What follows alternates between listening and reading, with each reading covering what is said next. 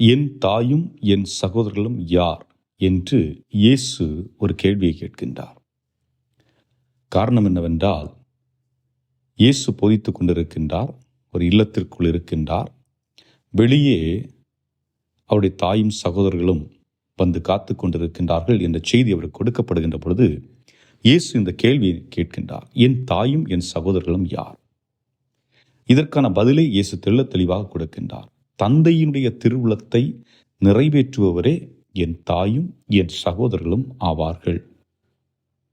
இப்ப தந்தையுடைய திருவுளத்தை நிறைவேற்றுவர் யார்? அப்படி பார்த்தோம்னா முதல்ல அன்னை மரியாள் தான்.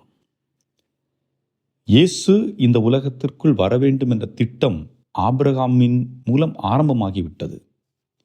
ஆனால் அதற்கான கதவு அன்னை மரியாளாக இருக்கின்றார். வானதூதர் வந்து அன்னை மரியாளிடம் கேட்கின்றார்கள், இந்த மாதிரி கடவுள் ஒரு திட்டத்தை வைத்திருக்கிறார், அந்த திட்டத்தின் அடிப்படையிலே